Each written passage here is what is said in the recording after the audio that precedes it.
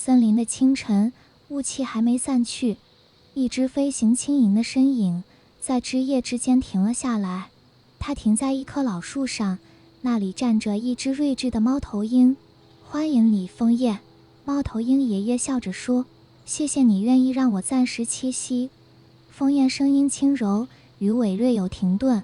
猫头鹰爷爷摇摇头，语气温和却坚定，如果你愿意，这里可以住一辈子。枫叶没有立刻回话，只低下头，轻轻点了点头。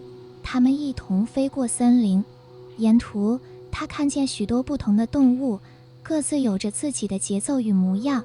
他原本习惯一口气飞越整片林地，没有停下来过，但今天他收起翅膀，跟着爷爷慢慢地滑翔。这里的风比我飞过的地方都还要慢，他心想，但不知为何也特别温柔。他们经过老树下，一只白色的小兔子正静静写着笔记，它叫米米，是个安静的朋友。爷爷介绍，在另一片空地，小红狐狸正对着倒影练习一段表演，语气充满自信，尾巴也配合节拍跳动。它是小红狐狸，森林里最会表达情绪的动物之一。河边传来手风琴的声音，小熊坐在石头上，一边弹一边改谱，神情专注。那是小熊，他总是练到深夜，虽然弹得慢，但每一个音都是他想过的。湖边，小鹿正在画画，他画得很慢，偶尔抬头看看湖水，才继续下一笔。他叫小鹿，说话不多，但话里常藏着很多他没说出口的想法。在货棚那边，小灰狼来来回回搬东西，热情地对每个经过的动物打招呼。只是一不小心，他又撞翻了一盒布料。那是小灰狼，他总想帮忙，虽然有时候太用力了点。爷爷笑了。最后他们来到一座凉亭，一只浣熊正泡着茶，什么也没说，只是轻轻招了招手。他叫浣熊，没有人知道他每天在想什么，但只要坐在他身边，就会觉得安心。枫叶一路静静地听着看着，没有说太多话。他原本以为新地方总会有人急着问他从哪里来，要住多久，或是邀他马上参加活动，但这里没有，大家只是做自己的事，却总会抬头对他点个头，笑一下。傍晚时分，森林亮起了几盏灯光。小红狐狸提议讲一个故事，小灰狼早早抢着准备椅子，小熊带来一段刚练好的旋律，小鹿静静坐着听，浣熊递出一壶热茶。大家围在凉亭边谈天喝茶，没有什么安排，也没有特定主题。浣熊望向站在高枝上的枫叶，举杯轻轻说，如果你愿意，也可以一起过来坐坐。枫叶摇摇头，微笑回应，谢谢你，我想先看看就好。浣熊点头，好啊，那你想加入的时候随时都可以来。大家听见后都笑了，没有人催促，也没有任何反感。枫叶看着那一圈温暖的光和轻松的笑声，原来他们不是每个时刻都这么安静啊，只是在安静的时候也不孤单。他心里想，他观察到狐狸讲故事时不断加手势，小熊做的笔直，却时不时偷看鹿的画。浣熊倒茶的手从不急，咪咪只安静地坐着听，他没飞走，也没有说话，只是静静地看着。当晚，枫叶回到高树枝上，打开自己的小笔记本，写下几行字，这里好安静，却不是孤单的静，每个人都有自己的节奏，我还没学会跟上，但我正在听。我从没想过慢也可以这么丰富，原来节奏不是用来赶的，是用来感受的。我还没有说很多话，但今天我学到了，光是听就已经是一种靠近了。他合上笔记本，闭上眼，风轻轻地吹过枝头。这晚他没有飞远，只是静静待着。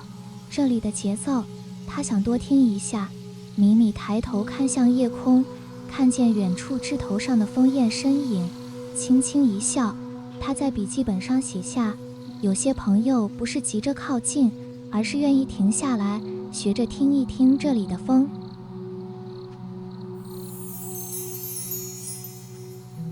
Morning in the forest. The mist had yet to clear. A light, graceful figure glided between the branches and came to rest on an old tree. Perched there was a wise old owl. "Welcome, Wind Swallow," said Grandpa Owl with a warm smile. "Thank you for letting me stay for a while." Wind Swallow replied softly, her voice tapering off at the end. Grandpa Owl shook his head, his voice gentle yet firm. "If you're willing, this can be your home for as long as you like." Wind Swallow didn't reply right away. She simply bowed her head and nodded just a little. Together, they glided over the forest. Along the way, she saw many different animals, each moving in their own rhythm, each with their own way of being. She was used to flying straight through entire forests, never pausing.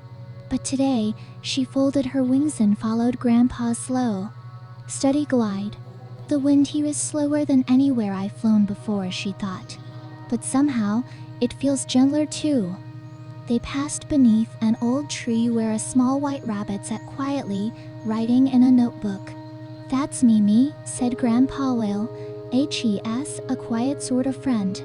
In another clearing, a red fox practiced a performance in front of her reflection, her voice confident, tail swaying in rhythm.